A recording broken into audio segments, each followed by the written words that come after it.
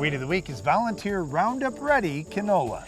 Now, Darren, I'm surprised you didn't make this more challenging for me, because usually the canola that's out there is also tolerant to Liberty, and it's tolerant to some of the ALS herbicides All right, as well. great. Tolerant to all those then. Can't use any of those. Okay, so here's the problem with Volunteer Roundup Ready Canola. A lot of people don't even realize it's out there because they didn't plant canola before.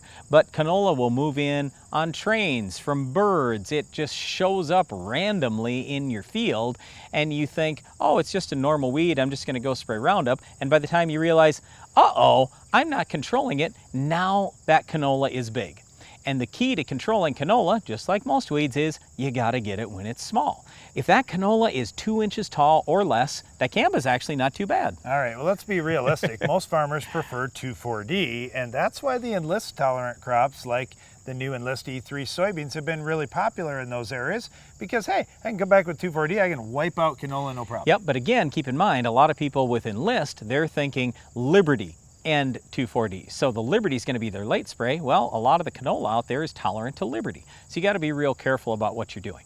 So just as a standard recommendation in soybeans, what we would encourage you to do is use the 3 Pre's like we always talk about, because both metribuzin and the PPOs like Valor and Authority are excellent on Roundup Ready canola. Then you come post-emerge. I mean, if it's me, I'm probably going to go out with Flex Star, but again, you got to get it when it's small. Yeah, I like Pursuit as well, but if you want to use, like I say, If a it's not ALS herbicide-tolerant resistant. crop, I really like the E3 beans. I think that's a great option. Yep, all right, so then you turn to corn.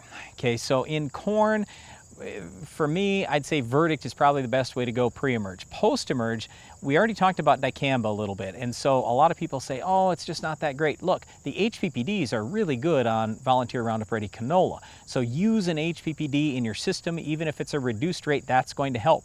Atrazine's going to help. And again, the smaller that canola, the easier dicamba will take it out.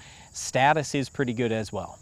Well, when it comes to wheat, if we're seeing this canola in the spring and we're talking about winter wheat, you know what? We probably got enough canopy out there. We're going to do a pretty good job fighting it. I like starting out pre-emerge with Sharpen. That's a good way to burn some things down. Then you come back in post-emerge, and you've got a couple different options. Husky is probably the best. All right, well, that's it for our Weed of the Week, Volunteer Roundup Ready canola. But stay tuned. Iron Talk is coming up next.